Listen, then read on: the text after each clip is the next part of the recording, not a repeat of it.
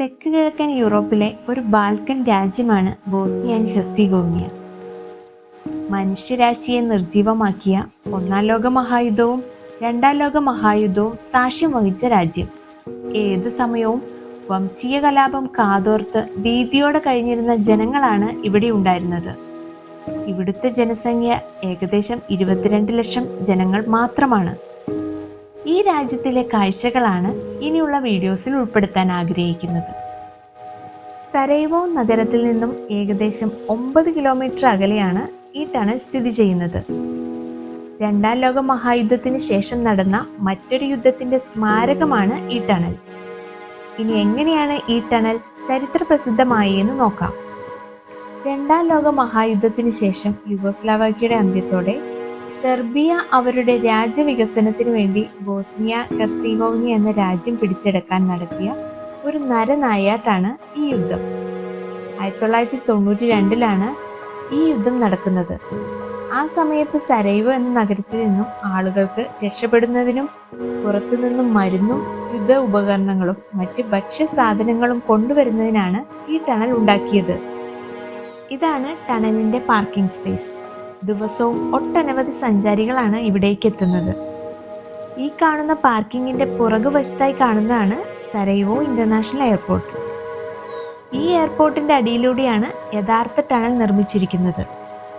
ഇതുതന്നെയാണ് ഈ ടണലിനെ വ്യത്യസ്തമാക്കുന്നതും ആപത്ഘട്ടത്തിൽ തുണയായി മാറിയതും. ഇതിനോട് ചേർന്ന് വരുന്ന കോഫി ഷോപ്പാണിത്. പല രാജ്യങ്ങളുടെയും ഫ്ലാഗുകളാൽ ഈ ഷോപ്പ് കൂടുതൽ ആകർഷണം നൽകുന്നുണ്ട്. ഈ കാണുന്നതാണ് ടണലിന്റെ എൻട്രൻസ് ആയി വരുന്നത്. പ്രവേശന സമയം രാവിലെ 9 മുതൽ വൈകിട്ട് 4 വരെയും പെർ ഹെഡ് ഇവിടുത്തെ കറൻസി 15 KM ഈടാക്കുന്നത്. 4 വർഷക്കാലം നീണ്ട യുദ്ധകാലത്ത് സരൈവോ ജനങ്ങളുടെ ജീവനും ജീവിതവും സംരക്ഷണം നൽകാൻ പ്രധാന പങ്ക് വഹിച്ചതിനാൽ ടണൽ ഓഫ് ഹോപ്പ് എന്നാണ് ഇവിടം അറിയപ്പെടുന്നത്. ടണൽ ഈ വീട്ടിലെ ഉൾഭാഗത്ത് നിന്നാണ് തുടങ്ങുന്നത്. മരപ്പലകകളാൽ വലിയ ഉറപ്പോടെയാണ് ടണൽ നിർമ്മിച്ചേക്കുന്നത്. എങ്കിലും വീടിന്റെ ഭിത്തികളിലെല്ലാം തന്നെ ആക്രമണത്തിന്റെയും ഭീകരതയുടെയും അടയാളങ്ങൾ ഇന്നും അവശേഷിക്കുന്നുണ്ട്.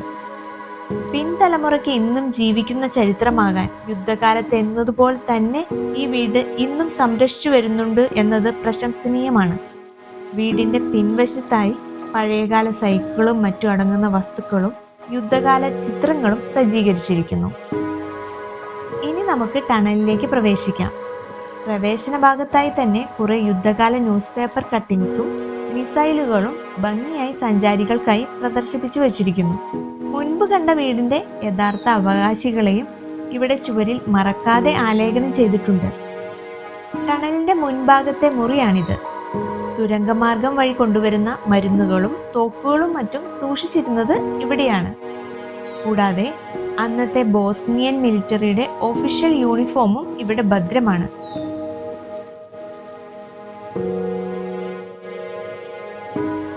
ഇതാണ് ആ പഴയ ടണൽ. അതിന്ന് ക്ലോസ്ഡ് ആണ്. അവിടേക്ക് എനിക്ക് പ്രവേശിക്കാനായില്ല. ഏകദേശം 960 മീറ്റർ നീളവും 1 മീറ്റർ വീതിയും മാത്രമുള്ള ഈ ടണൽ 1993 മാർച്ചിൽ നിർമ്മാണം ആരംഭിച്ചു. വെറും 3 മാസം കൊണ്ട് നിർമ്മാണം പൂർത്തിയാക്കിയത്രേ. ഒപ്പം യുദ്ധത്തിലെ പരിക്കേറ്റവരെ കൊണ്ടുപോകാനായി താഴെ ഒരു റെയിലും ഇതിനോടൊപ്പം നിർമ്മിച്ചിരുന്നു. മുന്നോട്ട് നീങ്ങിയാൽ ഒരു വീഡിയോ പ്രദർശിപ്പിക്കുന്നുണ്ട്. ടണൽ സന്ദർശിച്ച അന്നത്തെ ബോസ്നിയൻ പ്രസിഡന്റ് ആലിയ ഇസ്താബെഗോവിച്ചിനെയാണ് വീഡിയോയിലൂടെ സഞ്ചാരികൾക്ക് പരിചയപ്പെടുത്തുന്നത്. അന്ന് പ്രസിഡന്റിന് ടണൽ കൂടി പോകാൻ നിർമ്മിച്ച ചെയറും തെളിവിനായി എന്നോണം ഇവിടെ സൂക്ഷിച്ചിരിക്കുന്നു. യുദ്ധകാലത്ത് പരിക്കേറ്റവരെ കൊണ്ടുപോയതിന്റെ മോഡൽ ദൃശ്യമാണിത്. പറഞ്ഞു കേൾക്കുന്നതിനേക്കാൾ തീവ്രത കാഴ്ചയ്ക്കാണല്ലോ. ആ ദുർദിനങ്ങൾ കൺമുന്നിലൂടെ മിന്നിമായുന്നതായി ഓരോ സഞ്ചാരിക്കും എക്സ്പീരിയൻസ് ചെയ്യാനാവും എന്നതാണ് വസ്തുത. അന്നത്തെ ജനത ഉപയോഗിച്ച ഭക്ഷണ സാധനങ്ങളാണിവ. ഇവയ്ക്കും പറയാനുണ്ടാവും ഒരുപാട് കണ്ണീർ ദിനങ്ങൾ. ഇനി കാണുന്നത് റെഡ് മാർക്ക് ചെയ്യപ്പെട്ട ഒരു മാപ്പാണ്. മാർക്ക് ചെയ്തിരിക്കുന്നത് സെർബിയൻ സൈന്യത്തെയാണ്. സരൈവോ ദേശത്തെ മുഴുവൻ വളഞ്ഞുപരോധിച്ച് നടത്തിയ യുദ്ധമായതിനാൽ സീജ് ഓഫ് സരൈവ എന്നാണത്രേ ഈ യുദ്ധം അറിയപ്പെടുന്നത്. അന്ന് സരൈവോ എയർപോർട്ട് UN അണ്ടറിലായിരുന്നു. അതിനാൽ തന്നെ ആ പിന്തുണയിൽ ആശ്രയിച്ചാവാം ഈ തുരങ്കം എയർപോർട്ടിന്റെ റൺവേയുടെ അടിയിലൂടെ നിർമ്മിച്ച് യുദ്ധക്കെടുതിയിൽ നിന്നൊരു വലിയ വിടുതൽ നേടാൻ ബുദ്ധിപരമായ മുന്നേറ്റം വയ്ക്കാനായത്. ഇതിന്റെ നിർമ്മിതിയുടെ മാപ്പും ഇവിടെ കാണാം. നിർമ്മാണത്തിൽ പങ്കാളിയായവരുടെ എല്ലാം പേരുകൾ അണുവിടാതെ രേഖപ്പെടുത്തിയത് ഒരു നന്ദി സൂചകമായി തോന്നി എനിക്ക്. നിർമ്മാണ ആവശ്യങ്ങൾക്ക് ഉപയോഗിച്ച വിവിധ ഇനം പണിയായുധവും ഇവിടെ കാഴ്ചക്കാർക്കായി കരുതി വെച്ചിരിക്കുന്നു.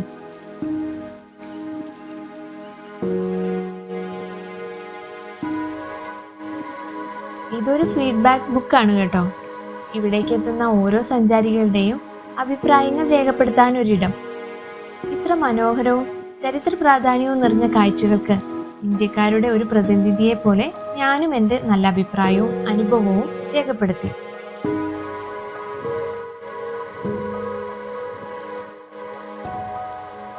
ഈ തുരങ്കത്തിന് പുറത്ത് പുതുതായി നിർമ്മിച്ച മറ്റൊരു ടണൽ കാണാം. ലോകത്തെ മുൾമുനയിൽ നിർത്തിയ കോവിഡ് കാലത്ത് സന്ദർശകർക്ക് സുഗമമായി കടന്നു പോകാനാണത്രേ ഈ ടണൽ നിർമ്മിച്ചത്. നിർമ്മാണ രീതിയിൽ യാതൊരു മാറ്റവുമില്ലാതെ ഉണ്ടാക്കിയ ഈ ടണലിന് ബെഞ്ച് ഓഫ് ഹോപ്പ് എന്നാണ് വിളിക്കുന്നത്. റിയൽ ടണൽ നിർമ്മിച്ചവരുടെ ഫോട്ടോസുകൾ പ്രത്യേകം ആലേഖനം ചെയ്തിരിക്കുന്നു. യഥാർത്ഥ തുരങ്കം വളരെ ഇടുങ്ങിയതായതിനാൽ കുനിഞ്ഞു വേണമായിരുന്നു ആ 60 മീറ്ററും സഞ്ചരിക്കുവാൻ. എങ്കിൽ പുതിയ തുരങ്കം സഞ്ചാരികളെ കേന്ദ്രീകരിച്ച് നിർമ്മിച്ചതിനാൽ യാതൊരു ബുദ്ധിമുട്ടുമില്ലാതെ നടന്നു നീങ്ങാം. ദിവസേന ഒട്ടനവധി വിദേശികളും സഞ്ചാരികളുമാണ് ഇതിലൂടെ കടന്നു പോകുന്നത്.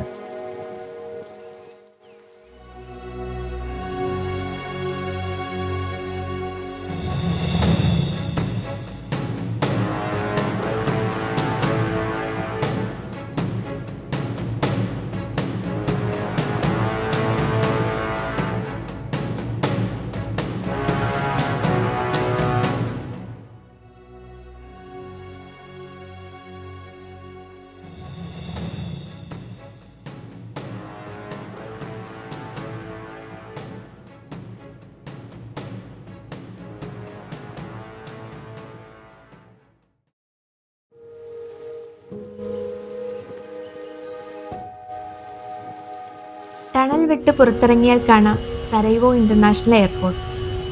കൺമുന്നിലുള്ള റൺവേയുടെ അടിയിലൂടെയാണ് നാം സഞ്ചരിച്ച് കടന്നു വന്ന തുരങ്കം എന്നത് അവിശ്വസനീയമാണ്. യുദ്ധകാലം ഒരിക്കൽ കൂടി ഓർമ്മിപ്പിച്ചുകൊണ്ട് സരൈവോയുടെയും ടണലിന്റെയും ഫോട്ടോസ് വീണ്ടും കാണാം.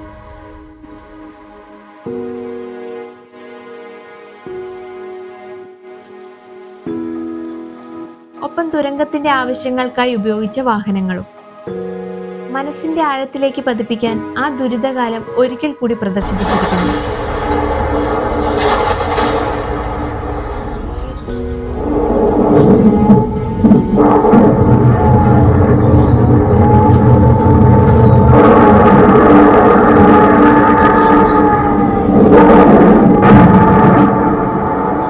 ഏതൊരു സഞ്ചാരിയുടെയും കാഴ്ചാനുഭവങ്ങൾക്കപ്പുറമാണ് ഈ നേർക്കാഴ്ച സമ്മാനിക്കുന്നത്.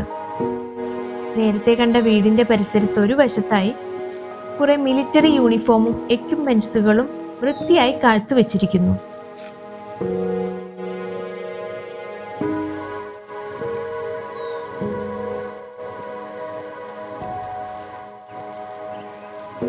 ഈ കാണുന്ന സുവനിയർ ഷോപ്പിനൊരു പ്രത്യേകതയുണ്ട്. നൂറ്റാണ്ടുകൾക്ക് മുൻപത്തെ മാതൃകയിൽ പലവിധ ഗിഫ്റ്റുകളാണ് ഇവിടെ വിൽപ്പനയ്ക്കായി വെച്ചിരിക്കുന്നത്.